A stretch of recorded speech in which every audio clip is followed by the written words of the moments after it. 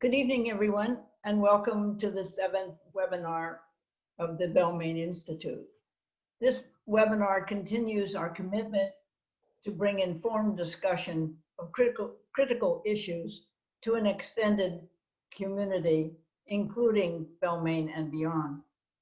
We do live in interesting times, and we as Australians face the continuing issues of climate change, recession, the coronavirus, and the recent budget.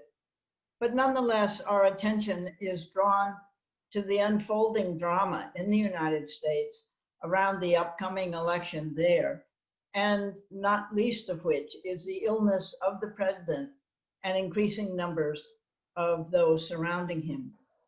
To give us some insight on these issues, we are very fortunate to have as our speaker tonight, Bruce Wolpe, who has been an active political insider in government in Australia and the US.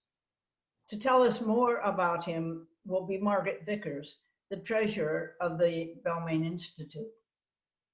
Before I turn the meeting over to her, however, I would like to acknowledge that the Balmain Institute meets on the lands of the Wangal people of the Eora Nation, traditional owners of the lands in Balmain and Birch Grove. We pay our respects to their elders, past, present, and emerging, and we include the elders of traditional lands represented by participants in the audience tonight.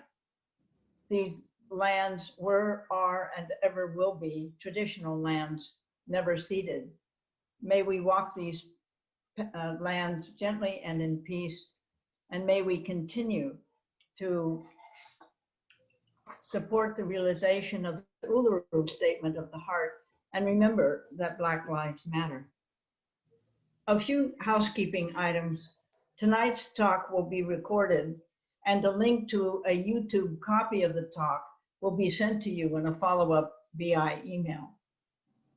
Use the Q&A function at the bottom of your screen to ask a question for Bruce, and we will try to answer as many of those questions as we can. Now, to introduce Bruce Wolpe is Margaret Vickers.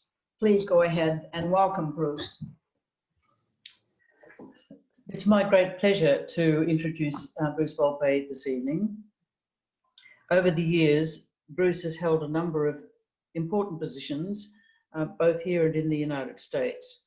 During Barack Obama's presidency, he worked in the Democratic Congress, and when Julia Gillard was elected as Prime Minister, he returned to Australia to work as her Chief of Staff. He's now a Senior Fellow at Sydney University in the United States Studies Centre, and we're pleased to say he's also a Balmain resident.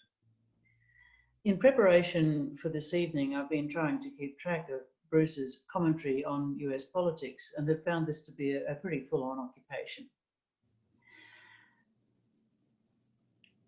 He's recently presented on Sunrise, Radio National, Ticker News, and in a range of print media sources, and he's covered the presidential debates, Trump's COVID infection, changes in the polls, and other topics. For the Sydney Morning Herald, he wrote about the life and passing of Ruth Bader Ginsburg, and for the Canberra Times, a review of Roger Woodward's new book. And I'm sure I've missed out on several things that Bruce has written that I haven't mentioned, but it's he's prolifically publishing and presenting on this issue. He will provide an overview tonight of the US congressional elections for the Senate and for the House of Representatives. He'll discuss the Electoral College and how that works, and he will bring us up to date on national polls in key swing states. There will be plenty of time for questions, so please put your questions in, click the Q&A tab, and as you type in your questions, please keep them as short as you can. We'll try to get to all of them if we can. And it's my pleasure now to hand over to you, Bruce. Thank you. Thank you so much, Margaret and Mo. It's just been wonderful to meet you both. The Balmain Institute is a very important part of the community, and to be associated with it this evening is very special indeed, and thank you. And thanks also to Michelle French, who is going to help us out on the technical side, which is terrific. And what I want to do is talk for about 15 minutes, an overview of the election. I have some slides to show you to just help you look at it as the election unfolds, and particularly as vote counting occurs it'll be Wednesday, November 4th here.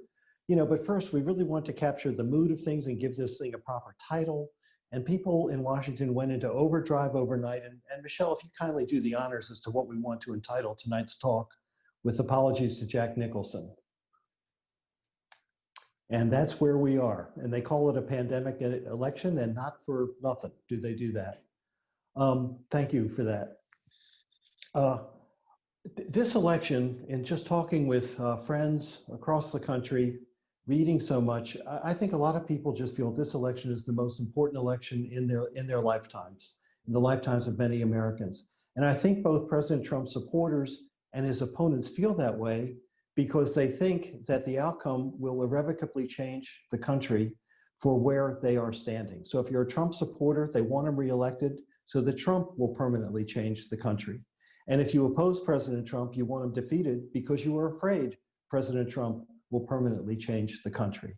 And that explains the intensity of it and why people feel there's so many consequences, why so much attention is being paid to it, and not just in the United States, here in Australia, allies around the world, and enemies of the United States and the Western alliance around the world. Now, why are we here? We're here because of Trump and the unexpected win in 2016, and it was a surprise, a real surprise. A lot of people couldn't understand. I couldn't fully understand. I still don't fully understand it. How do you go from Obama to Trump? Was the country that troubled, that profoundly divided in such a destructive way that you could go from what Obama stood for to what Trump stood for? And the only consolation I could really take from it was, and everyone knows my pedigree, I'm a Democrat, a proud Democrat. I voted for Joe Biden in the primaries. I will vote for him in Colorado, where I do vote. And so you have to factor that into how you hear my words and apprehend my views. So just absolutely take that into account. But we are here. So the only consolation I could take was most of the country didn't vote for Donald Trump. Hillary Clinton won by 3 million votes, but because the Electoral College, an 18th century institution, smaller states have some power. And if you carry the right states, you can win the presidency without carrying a majority of the vote. This election, if Trump wins and he carries the Electoral College, he'll lose by 5 million votes. So this is a fundamental issue in American constitutional structure. It would require an amendment to the Constitution to fix it. That's exceptionally difficult. So President Trump is elected. He has an America First agenda, and he has prosecuted it at home and abroad. And what does that mean? It means the drivers of it. It's a Cold War confrontation and economic decoupling with China. It's stronger ties with Vladimir Putin and Russia. It is a further weakening of the United States' commitment to the United Nations, NATO, the European Union, and the World Trade Organization. As you know, the United States has withdrawn from the World Health Organization, the Paris Accords on climate, and the Iran nuclear deal. Now, a lot of people look at this and they're terribly concerned. I am too. But I think the point of this is that Trump is, I've gotten criticism for saying this, but Trump is actually ruthlessly honest. This is what he campaigned on. He said he would do it. He's done it. And so in a world where we're cynical about politicians because they don't do what they say they're going to do, I think Trump gets points because he has done what he said he would do. He has completely taken over the Republican Party. To many people, the Republican Party today is not the Republican Party they know. And I think this election is a fork in the road. Yogi Berra once said, when you come to a fork in the road, take it. And the Republican Party is about to take a fork in the road. And so is the Republican Party after this election, is it the party of Trumpism or Reaganism? And I think that's a profound question for the Republican Party. Never has a presidency been so chaotic.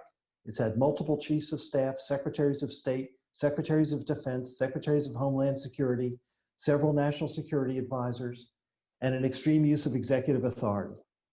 He is a divider, not a uniter. Most presidents, they come in and they want to build their base and bring the country together and form a majority coalition. He hasn't done that. he is stuck with his base, doubled down on it. He has heavy racial appeals going from Charlottesville to protecting the suburbs, and the country is bitterly divided as a result. I don't think the country's been this divided, in my view, since the Vietnam War. Trump has no respect for the norms of democracy. You know, Mark Shields, who's one of the great political journalists and commentators, said, God, I kind of wish that he had been elected dog catcher once so that he would understand what civics is all about and political science and how democracy works. He has no respect for the norms of democracy. He cannot work with Congress. He is rude and he is abusive. He calls the press the enemy of the people, and he undercuts the legitimacy of the news. He demonizes his opponents. His use of social media is unprecedented and at times uncontrolled. He abuses his office. He was impeached for it. A lot of people say, why was he impeached? Just a phone call to Ukraine. Well, imagine if the Prime Minister of Australia was on the telephone with President Xi of China, and Hong Kong erupting last year was up, and she said, you know, I kind of wish you'd just lay off on Hong Kong for a little bit so we could just take the noise level down so we'll deal with it, but let's get along. And Prime Minister Morrison would say, sure, I think that's fine, but I have a favor to ask you. I'd like you to do an investigation of the Labor Party and the Labor Party's ties to the Chinese Communist Party and the money that flows from China to the Labor Party. So would you do that for me? Now you tell me, if that phone call had occurred and it became public and there were notes about it, you tell me how long the Prime Minister would last after going through that experience. And that's why President Trump was impeached, for an abuse of power and conflating a personal political interest with the foreign policy of the United States. Now, after 3.5 years in office, Trump is more certain of his instincts than ever. He has been through a lot of people, as I said. He believes in himself and his gut, and he has purged all those people who could previously control him. So you read Bob Woodward's book, Rage, and gone are Jim Mattis, the Secretary of Defense, Dan Coates, the Director of National Intelligence, Rex Tillerson, Secretary of State, and others who could talk with him and try and curb his instincts. They're all gone now. That's why he can take a car ride from his hospital room. That's why he can get back to the White House and say, oh, you don't have to worry about COVID dominating, don't let it dominate your life. It won't dominate your life, where it's killed 210,000 lives. Now, internationally, as I said, the Trump agenda means that it's America first and everyone else is kind of second or last. He has undercut US allies, especially NATO. Tensions have been very high. But Australia has a very good relationship with Trump, and that is a tribute to this government, how it comports itself, how it thinks through to deal with it, how to get the most out of the relationship with the least amount of baggage and harm. And they've done a very, very good job. So America today and Trump today will be the context of this election. And a few issues to it. The pandemic. Did Trump manage it well? Could more lives have been saved? The economy. It's going through the worst downturn since the Depression. No, Trump did not cause the shutdown, but if you're unemployed here in October and you can't pay your rent, are you going to vote for Trump because you trust him to have economic recovery or not? Racial justice, you've seen American turmoil over the past several months, years, a legacy issue of slavery, but there has been a cycle of intense concern across the country. What's really interesting is it's brought in white Americans. It's not just an African American issue. It's really struck a chord with people across the country. That's an issue. Now, before Trump got sick, the polls on the election campaign were actually quite steady. And the fundamentals of the polls for Joe Biden were steady. Nationally, Biden has been up by 7 to 10 points, often with a 5 in front of the headline figure, so he's over 50%. And that's been going on since a year ago, since July of 2019. He is leading in every crucial swing state. He's competitive even in Republican states like Iowa, Georgia, and Ohio. The late polls out today have Biden pulling ahead in Florida. Women voters are for Biden over Trump 65-35, so 30 points. That is 15 points greater than where Hillary Clinton was with women in 2016. Trump's approval rating is 43%. No president has won, and that's where it's been. between 39 and 45%. It's been at 42, 43, it's just steady. And if you look at the polls where they, the Trump share of the vote is equal to his approval rating. No president has won re-election in modern times with an approval rating of under 50%. And Trump has never crossed 50% in approval in his term. Trump is carrying white voters 52-46, but in 2016, so he's carrying them by 6 points, but in 2016, he won them by 16 points. So he has a smaller share of white voters, smaller share of women. Biden leads with older voters 60-40, 20 points. Trump carried over older voters by 7 points in 2016. 60% of Americans don't want the Supreme Court to outlaw abortion. But this is where Trump has doubled down again in another justice to the Supreme Court. And there's going to be a huge fight over her confirmation before Election Day. At 50%, at 57% approval, Obamacare is more popular than Donald Trump. So what does this mean? What's the political import of all this? The first reaction to how Trump was conducting himself as president was in the 2018 midterm elections for Congress. There were moderate Republican voters in the suburbs who wanted to put a check on Trump. They voted for the Democratic House. I'll come back to that. We have a slide I want to show you later. The Democrats are united. Their highest priority is to get Trump out of office. And this is why ideology was only a secondary factor in the primaries. This is why Joe Biden won the primaries and not Bernie Sanders or Elizabeth Warren. If it was ideological, they would have won. But the highest priority was get rid of Trump, and the person who commanded the most confidence in being able to do that was Joe Biden. And that's why he is the nominee. Now, Trump's base is rock solid between 40 and 45%. Almost nothing shakes it. We will see next week whether what's happened with him getting sick and how he handles it and his behavior drives that 42 down to 39 or lower. We'll see about that. But what do Trump voters like about him? Why are they with him? Immigration is a key issue, and just keeping immigrants out and deporting other immigrants and hardening the border. His base loves that. Building the wall, they love that. Appointing conservative judges. He has appointed 300 conservative judges in the lower courts and has a chance for 3 on the Supreme Court. And that third justice could shift for the next 10 to 20 years, a conservative majority on the Supreme Court. His base loves him taking on China and putting America first with China. They love him because of gun rights. He says, I'm always going to protect your Second Amendment. They love him because he's anti-abortion. And Judge Barrett, in her confirmation hearings, will be interrogated on abortion. An interesting sidebar to this, Kamala Harris, the vice presidential nominee, is a senator on the Judiciary Committee. She will question Judge Barrett in the confirmation hearings next week in Washington. So you'll see that.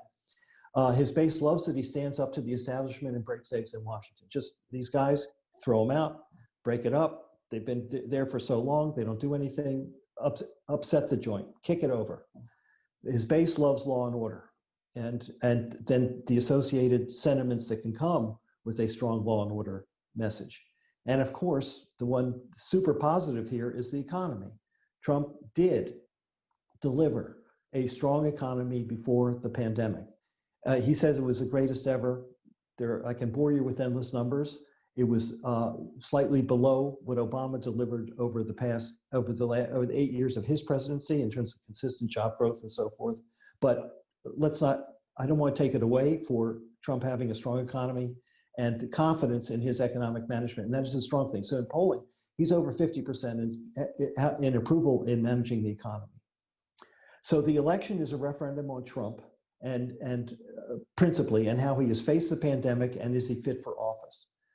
Trump wants to turn the election into a choice between him and Biden and paint Biden as the radical socialist leftist who supports anarchy in the streets. And you saw that in the debate last week, if you were watching. Biden is not only a Trojan horse for radical socialism and anarchy, he embodies it and he will enact it. I think the most important thing on the results of the election that will be determined most by turnout. Again, a majority of the country is ready to vote for Biden, but the question is, will Biden voters turn out? Trump's base is vehemently for him, and will all of them turn out? If all of the Trump base turns out and 10% of the Biden supporters stay home, that could be real trouble for Joe Biden, notwithstanding all these fundamentals that I've been talking about. Now, where is Biden weak? He can have a lackluster presence with little charisma or enthusiasm that he projects. He can have senior moments. This hasn't happened so far, but if a big slip occurs in a very public way, that could raise a nagging doubt about his vitality and ability to serve. An issue could have been that Democrats taking a hard line in Congress on the next package of economic relief to deal with the pandemic. The Democrats were blocking it, but Trump did the Democrats a favor yesterday. He said, I'm ending negotiations on the next wave of economic support because I don't trust Nancy Pelosi. So he stopped the relief efforts, and so he has to wear that. And I thought that was just a dumb move. That's another example, small example of what happens when no one can control him. Biden is weaker than he should be with Hispanic voters, especially in Florida, Texas, and Arizona. That weakness among Hispanics could cause him not to win those states. And it comes in Florida in particular, which is probably the most important of them. It's three sources: Cubans, Nicaraguans, and Venezuelans, their families who have left those dictatorships, came to Florida, and Trump is strongly against those dictatorships, and they can reward Trump with their vote. Biden can be seen as weak on law and order. You saw in the vice presidential debate, Pence said that. Trump will attack Biden on that as well. He tolerates rioting, looting, and burning in cities, along with the racial justice issues, and that's a problem.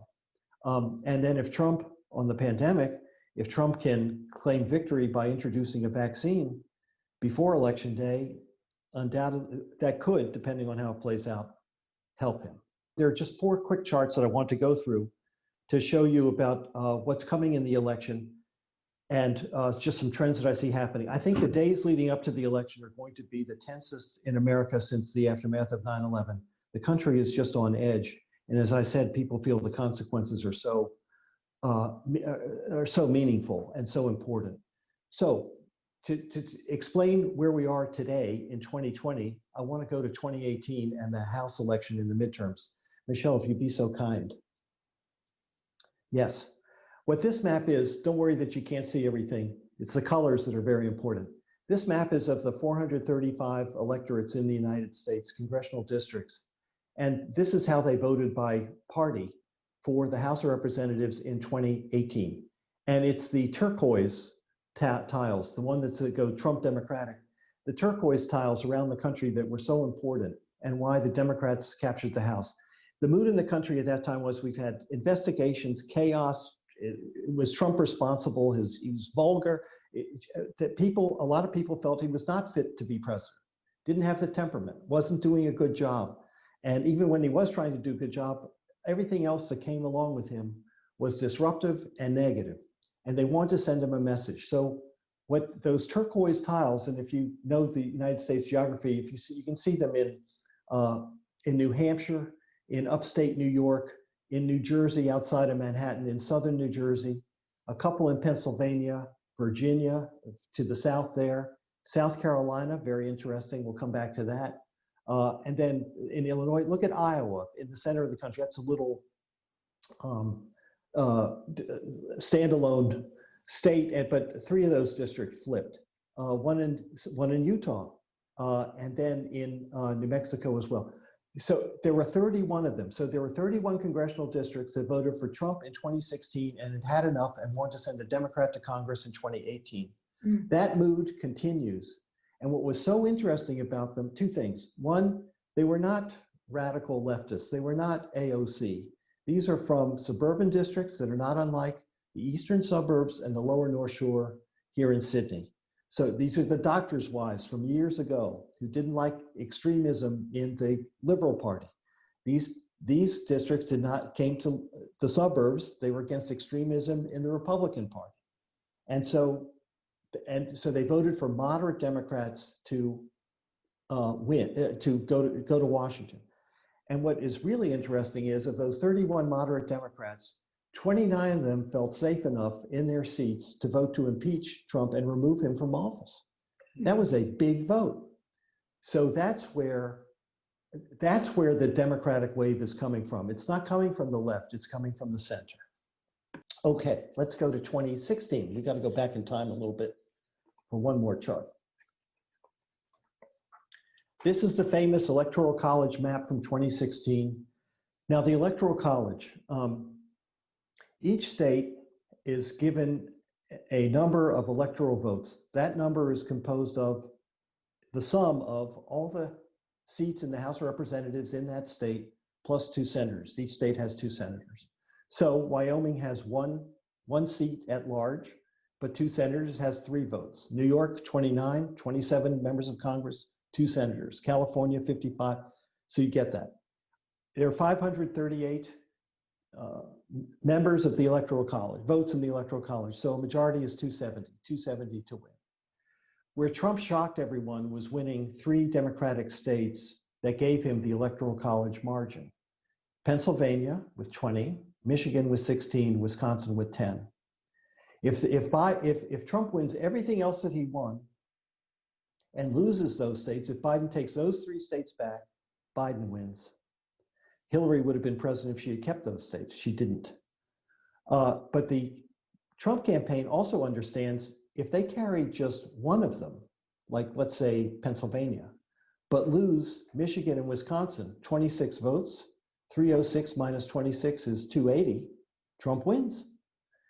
On the other hand, if Biden can win, well, I'll get to the other hand in a moment, but it shows what their strategy is for why Trump is campaigning. He campaigns most in Pennsylvania, Michigan, Wisconsin, the Carolinas, Florida, Arizona,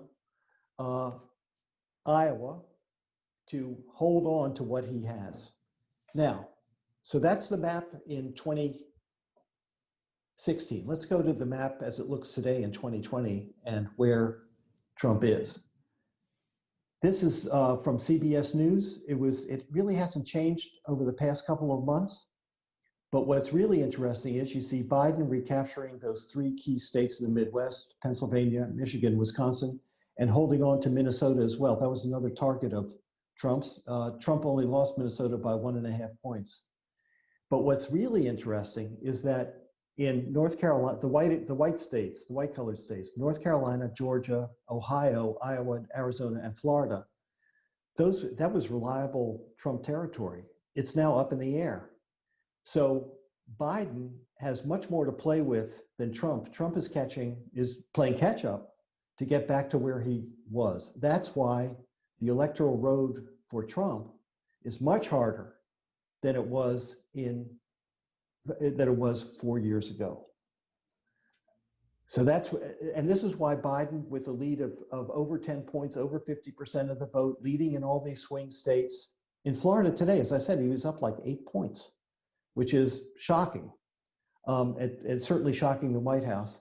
That's why Biden, I'm not saying the election right now is his to lose, because that turnout question is still very important, but he is certainly in the lead and can win this thing. The last slide I have is the Senate.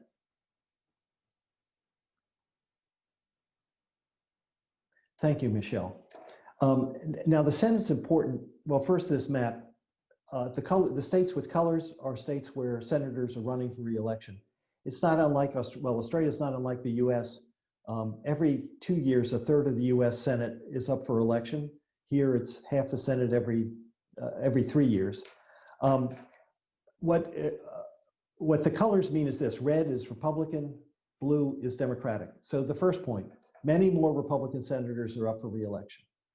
The second point, where you have shading on the red states, that's where there are very competitive Senate races where Democrats can win. Those senators are under a lot of pressure. The Republicans control the Senate by 53 to 47, so 4 votes. If the Democrats can capture 4, have a net gain of 4, they will control the Senate. Now, why is that important? Because if Joe Biden is elected president but doesn't have control of the Senate, his legislative program is dead. So the success of a Biden presidency depends on Biden taking the Democratic Party taking these seats that are striped in red and prevailing, enough of them. There are a couple Democratic seats that are, you can see in Alabama and Michigan, that are vulnerable for Democrats. So it's a net of 4, which means they might have to win 6. There's also one other state that's a late mover, South Carolina, all red. That's Lindsey Graham, who Australians may know, who's been to Australia a lot, but he's chairman of the Judiciary Committee, very close with Trump. He's under a lot of pressure in South Carolina, so that's now a competitive race too. And he is going to be chair of the Judiciary Committee and will hold the hearings next week on Judge Barrett. So I really want you to understand the Senate, because if Biden wins the White House, fine for him. He'll be forced, but if Democrats don't take the Senate, Biden will be forced to do essentially what Trump has done, which is governed by executive order, which means that there's no prospect for compromise, really, because all the Republicans will want to do is stop the Biden legislative program in the Senate and live for another day. So really, what's so interesting is that the 3 branches of government are on the ballot. You have a presidential election, a congressional election, and the Supreme Court is up for election too. And that's why this election is just really, really important. So those are the remarks I wanted to make. I'm sorry if I went a little bit longer than I should have, but I'd just love to have a discussion with you and respond to some questions. Thank you so much, Bruce. That was fantastic. Huge amount there, and I'm sure we'll all be turning to the YouTube to watch it again when it's posted. No, don't do that. Go to the movies, please. So as you said, the success of Biden's campaign depends on the vote getting the vote out, making sure that people who want him to be the president do vote. So a question here from Helen. How successful will the voter suppression tactics of the Republicans be in affecting the outcome of this election? It can be. Now, as Helen, you probably know, and many people who follow this closely, it's not a national election, it's 50 state elections. So each state runs its own elections, and they have different rules and different standards and different enforcement mechanisms and everything like that. And in Texas last week, in one of the largest counties in Texas, the governor said, well, an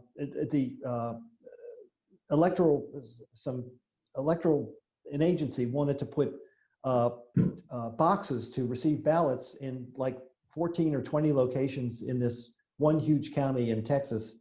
And the governor said, nope, can't do that. There's going to be one drop-off point for ballots. And that means that a lot of people will find it very hard to cast a ballot. And that means the vote is suppressed. In Georgia, there have been several elections where the African-American vote has been depressed.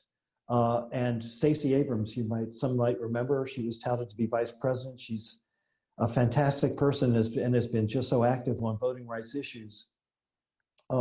She was a victim. She was running for governor of Georgia and lost narrowly. So yeah, it can, where there's a Republican governor, and especially where there's a Republican governor and a Republican legislature, they have immense power to shape the contours of voting in their states, and it can be very, very important. But the key states to watch are Florida, Pennsylvania, Michigan, Wisconsin, Arizona. Those are the key states to watch. If Biden is winning Florida and Pennsylvania, this election is over. I don't care what President Trump has to say. And well, let's just talk about Florida for a moment. The seniors, as I said, I think seniors have been very concerned about the pandemic and what's occurred, and they're shifting.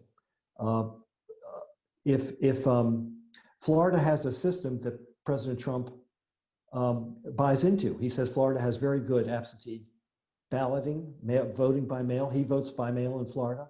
So Florida is a legit state as far as Trump is concerned. If on the night Biden is leading in Florida, so November 4th here, that nice day, I hope, in Australia. If Biden is leading in Florida, based on the tally that comes in that night, well, it's going to be very hard, despite whatever voter suppression efforts occur around the country, to say that Biden has lost the election. Thanks very much. So I have a question from Andrew Daff, calling in from Melbourne. Thank you, Bruce. Should Trump lose, how do you expect him to behave? Badly. I think what I hope happens is that this is really a test of the Republican leadership as well. When Richard Nixon was facing impeachment pressure and the House of Representatives had voted, the Judiciary Committee in the House had voted to impeach him and remove him from office. And that was going to the floor for a vote to impeach the president. And the Supreme Court had ruled that Nixon had to give the tapes of his conversations, which showed what he did in Watergate, to the court and the prosecutors. It was a delegation of Republican senators led by Barry Goldwater and others at the time who went to him and said, Mr. President, you will lose in the Senate, and for the good of the country, you should resign. And he did. And if the election result really is clear, and I mean truly clear, I mean, no one wants to win silly or win, cutting corners. If it really is clear that Trump has lost, I think for the issue of an orderly transfer of power, the preservation of democratic institutions, fidelity to the Constitution, that it is my hope that Republican leaders in Washington and around the country go to the president and just say, it is time to go. We hope so. There's a question now from Sarah Palmer, who was a presenter at our last session, I think. Sarah Palmer from Balmain. How much do you think Trump's supporters are mostly motivated not by his economic acumen or foreign policy attitudes and strengths, but rather by cultural issues? I think a significant amount. I think a lot of his voters, a lot of people say identity politics is played on the left. I think identity politics are played by white men more than almost anybody else, and I think much of Trump's constituency feels under pressure, besieged, unfairly treated, that things are skewed against them, economically challenged, that other people get benefits and preferences that they are entitled to. There's resentment. And I think that came out, I think it's a reaction in part to Obama. Again, I was just sort of surprised that there was so much, because I felt that Obama was a profoundly decent president and was trying to govern for all Americans and bring them together. But it's there. And I don't know what percent is more motivated by that as opposed to economic, foreign policy, or trade issues. But it's significant. Now, Bates Gill, also from Balmain. I know Bates. How are you, Bates? Hope you're doing fine. So, Bruce, Bates asks, what are your views on the so-called silent majority, or the silent voters? That is, people who won't admit that they're going to vote for Trump, but who do so once they're in a polling booth. This is an issue. There's two pieces to this. There's that issue, and then there's the issue of polls undercounting Trump supporters. Not because they couldn't find them, but they didn't find enough of them. So in other words, white men without college degrees is a significant Trump constituency. And so the pollsters asked, where did we screw up in 2016? Why were we so wrong? Why did we miss what was happening in a blue collar state like Pennsylvania and Michigan in the election? So what was missing? And they went back and they figured out they had undercounted white men, non-college educated, who were highly motivated and voted. So they say they've corrected for that. I've spoken to experts on this. Charlie Cook, the Dean of American Polling, has studied this carefully, and others have weighed in, and that was a principal problem, and they believe that polling has been adjusted to take care for it. If you really want to be conservative, any Trump number, bump it up by 2 points, and that may be where it is. Just in case. Pop it up by 2 points. Okay. Now this is a question that from Ray, and it relates to how the Electoral College behaves. I think it's rather surprising to Australians to know that the Electoral College delegate from a state doesn't have to vote the way the state has voted. So it's possible that if there's Republican governors, Republican legislatures, maybe a Republican Attorney General, that they would tell the Electoral College delegate to vote for Trump, even if he doesn't win the popular vote in that state. Do you think that this is going to happen? It's been a minor issue. It has been a minor issue. It hasn't altered the outcome of any election, but there was a Supreme Court case decided a few months ago which said, in fact, states can bind their electors to vote for the outcome in the state. And so states who pass such rules can bind their electoral votes. So I don't see it as a major problem. You know, there were a lot of electors who were very upset on Trump winning, and I think some votes were cast for Colin Powell. Yes. And so it's an issue, but has not emerged as a decisive issue. Okay, that's reassuring. Let me see, are there any more questions coming through? Yes, got another question coming through from Rebecca Matthews. If Trump wins, how do you see the next 4 years panning out, both in the US and internationally? I think the Trump you see today, you'll see more of the same. I think you'll see a Trump who does not have any guardrails on him from his staff and other people around him. A Trump who will use executive power to the nth degree. There's already been a corruption of things like the Justice Department, where it really does act more like his private law firm. I mean, the Justice Department took on the case of a woman who said Trump raped her in a New York City department store. The Justice Department took on his defense. I mean, in that, which occurred before he was president, not an official act. And they're in court in New York defending Trump and trying to get the thing dismissed. So there's been a corruption there. I think people in the military are afraid of how they can be used. This erupted when Trump went to Lafayette Park, when the police and military personnel cleared the area north of the White House, and he went for a photo op in front of a church where he held a Bible and so forth. And the chairman of the Joint Chiefs of Staff, who was with him in fatigues, said afterwards that he never should have done that, that was really a mistake. And so you'll have these institutions continue to crumble in the face of Trumpian power. And I think that is an issue. But the one foreign policy issue I want to discuss, and as far as the allies are concerned, and NATO and all that stuff, that's just going to continue. He'll build stronger ties he likes authoritarian leaders. He'll build stronger ties with those guys. But the issue that I think is really of concern is China. And even today, if you go on Twitter and watch Trump's little address on the White House grounds today, just an update on his condition. And he said he's going to punish China.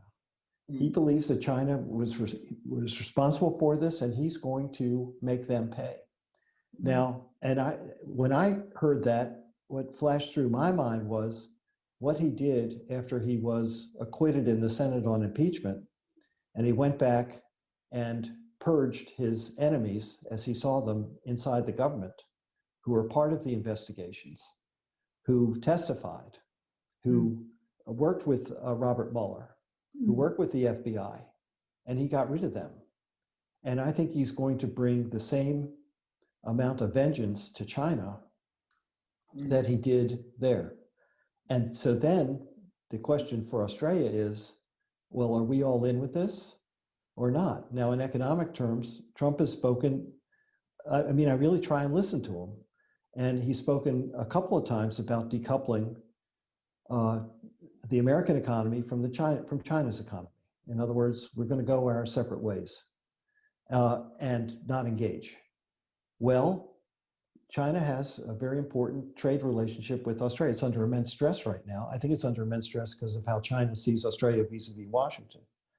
So if Trump wins the second term and moves to decouple from China, what is Australia going to do? I think this is a really, really important issue. I mean, I think we have a new Cold War with China. In the old Cold War with the Soviet Union, Winston Churchill, speaking in America, said an iron curtain has descended across Europe.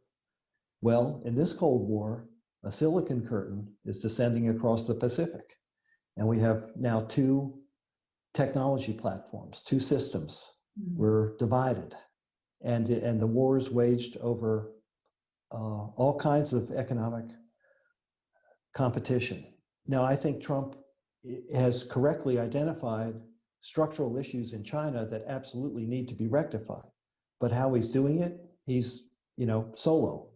Tom Friedman had a great conversation with him for the U.S. Studies Center a couple months ago. He said the way to deal with China is through Bonn. In other words, you need to get the U.S. needs to be with all the Europeans, plus Japan, plus South Korea, plus Australia, and figure out, okay, how do we want to relate to China? You don't go solo, don't go alone to the gunfight. Bring your posse. And so that has to be worked out. But I think this issue of a second-term Trump in China is the greatest threat to Australia right now. Thank you. Yes, it's complete failure of multilateralism. Yeah. Yeah. Well, in a larger point, Margaret, I mean, the issue really is we've had institutions that were established after World War II to provide the security, stability, and prosperity of the West. And they have done a good job. But Brexit breaks up the European Union. Trump comes to power and breaks up. Woodward and other books have documented Trump wants to withdraw from NATO. Trump wants to take troops out of South Korea. And so the order that we've come to know, that we put our trust in, is disintegrating. And I guess the question is that what we want? Yeah, that's a scary one. The rest of it is just a piece of cake, right? 2016, we had all sorts of problems with the polling processes. I think we've referred to that a bit. Our good friend Philip Bray, from calling in from Moscow, asks what changes have been made in polling processes since 2016, and are the polls... Okay, so this is not casting the vote. Let me get this clear. Can we rely on the polling information we are getting from the pollsters? I see. I think we can. I think it's better than 2016. Ultimately the proof is going to be what happened here. Pollsters here got the last federal election wrong, right? I mean, they thought, Shorten was predicted to win, Labor was predicted to win or do much better than they did. Again, I do think they were profoundly distressed by being so wrong. I think they fixed it, but we honestly won't know until we see the result. But this is why, even if they are wrong today, at some point, a 10-point lead or a 12-point lead does lift votes around the country, those states. And that is simply undeniable. Because even a national poll, if 10% of the population of the country resides in California, it does lift where you're going. We have a contentious issue with the replacement of Ruth Bader Ginsburg on the Supreme Court and the nomination of Amy Coney Barrett. The Senate would need to meet in order to confirm that appointment. So Betsy Baker asks, does the Senate need to be physically present in order to vote in the new justice? Two senators have coronavirus, and Collins and McCaskey are voting to delay the vote until after the election. Will this stall the Senate process? It could, but yes, there needs to be a live quorum on the Senate floor for the vote to occur. They've talked about senators. First of all, I think the vote will occur in the last week of October. It could be as late as Halloween. I think that'd be pretty appropriate, on October 31st. It could be on Sunday, November 1st. Honestly, I can see Mitch McConnell and President Trump going to that length to get this done before Election Day. So that's 3.5 weeks from now. The condition of those senators could be fine. There have been other, anyway, there's some speculation if let's say the vote was next week, what do you do with 6 senators? Well, you take the Senate chamber, you throw the public out from there are galleries above the Senate floor, just like there are in Parliament House. Throw the public out and let all the 6 senators go to the gallery and say, "Hi," and let them vote from the gallery. So as long as the clerk can hear and see that they're present. But the Democrats are scrubbing the parliamentary rules to see what is available to them to delay both the hearings and the vote in the committee to report the nomination to the Senate, and then to try and delay or stretch out the debate in the Senate, and the final vote. So it's going to be, it's a foot race. If something comes up though, going back to Judge Kavanaugh 2 years ago, when the issue of sexual assault arose, that caused a delay in the hearings in the committee. They had to investigate that. So if something comes up with Judge Barrett, and there's no reason to think of that because she is very distinguished, very well regarded, is seen to be a truly fine person with a really great legal mind. But if there's something in ethics or finances or whatever that requires further investigation, that could delay for a time the hearing. So it's going to be quite a show, and will be extremely contentious. Yeah, one of the many nail-biting things. Yeah, we're just buffing our nails here in Balmain. No problem. And Betsy Baker also asks, if you want to oust Trump, which are the best organizations in the United States to support? Wait, if I want to what? If you want to get rid of Trump, which are the organizations in the United States that we should be supporting? That isn't really for me to say, but it is illegal to make political contributions, contributions that can go into a political campaign by foreign citizens. So be very careful. What are your values? What values do you want to see expressed in a campaign? And then just do some research as to what organizations represent those values. Okay. And then if you want to send money, make sure that you can legally send, and they can legally accept financial support. Alison Lee asks, how significant will Fox News be in influencing the vote in the run-up to polling date? Oh, I think they are a really powerful organization. Obviously, Trump pays immense attention to it. They keep the base, they are the tom-toms for the base, and that's how they communicate with each other. So they will, it's kind of fun to watch.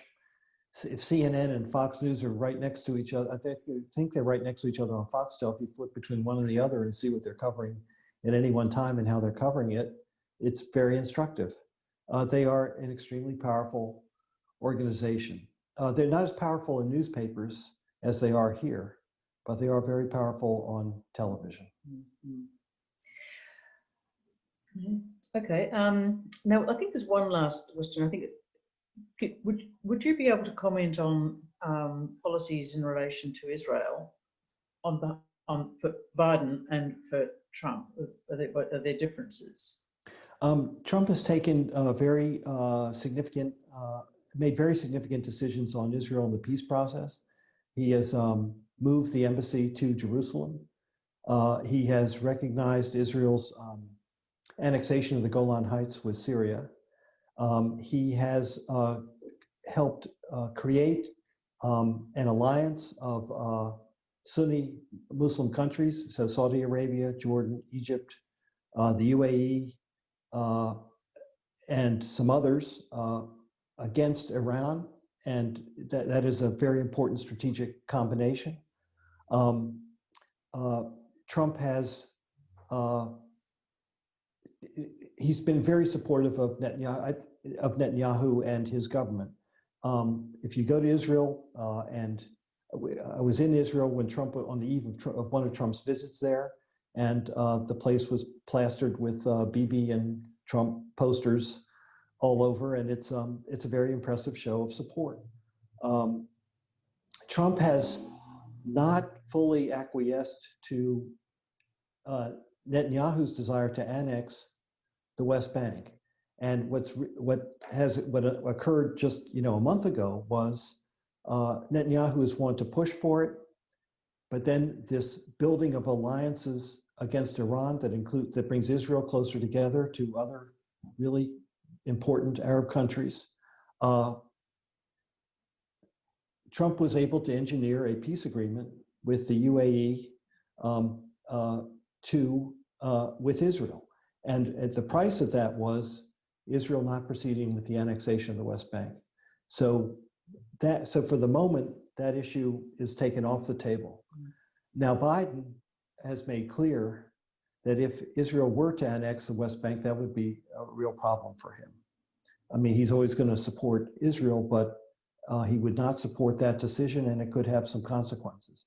I think there are consequences inside the Democratic Party over Israel on that issue. And so for the moment, there's nothing to deal with. What's interesting here is that the Australian government and the Labour Party were united on this question of annexation of the West Bank. They were against it because it really jeopardizes the two-state solution and diplomacy. And so this government, Labour, and Joe Biden are united. And so for the moment, that's where it is. Well, thank you. Thank you so much, Bruce. Thank you for, that was a fantastic presentation. And I must say that you took all the bowling down the wicket with all of those vast array of contrasting questions. And thank you so much for such expertise that you've shown in the answers that you've given to us. Thank you. Well, thank you. I just don't know. I hope I can keep bowling tomorrow, but we'll see. Sometimes you're driven off the field. So we'll see what the hell happens on November 4th. I'll hand it back to Mo McCarthy for some finishing comments. Thank you again. Okay.